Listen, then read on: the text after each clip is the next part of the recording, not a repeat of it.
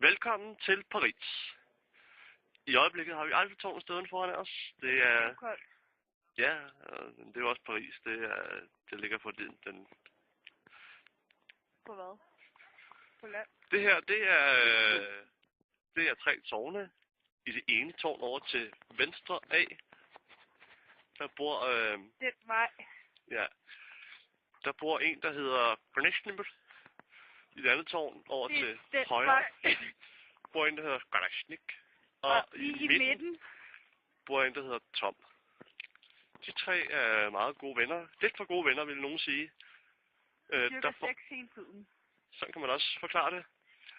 Nu går vi så videre herhen af den snefyldte vej. Nej, det glemmer. Vi går hen ad sneen. Se, der er faktisk folk, der har gået her før os. Nej, hvad var det? Shit. Vi kan prøve at komme ud. Der er fodspor. Der er fodspor.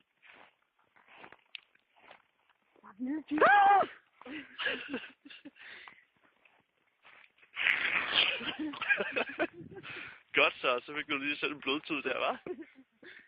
Så kan du sagt med lære det. Hvad fanden var lære det?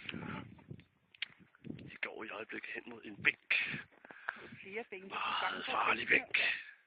Ja, de snakker om, at de overfalder turister. Bænkene. De voldtager turister. Med deres bænkeben. Og Bænkebider ben. Bænkearme ben. Biderben. Bille bænk. Nej, videre. Jeg ser altså stadig Eiffeltårnet heroppe. Og det er ikke... The Great Wall of China. Og vi har ikke været inde i Photoshop. Det er simpelthen Eiffeltårnet deroppe.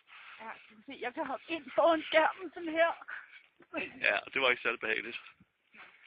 Så er en kæmpe svamp. Ja. Det var sjovt, en kæmpe svamp. Og hernede, lige under Eiffeltårnet, kan I se Great Wall of China.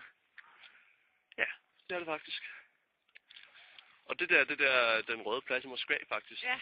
Det var mig, der... Se, der er en fugl deroppe. Og det går på hovedet. Ja. Meget sygt. Det gør vi faktisk også. Ja. Det er faktisk fuglen, der har ret, og det er også bare på hovedet. Kan du se, at vi går på hovedet nu?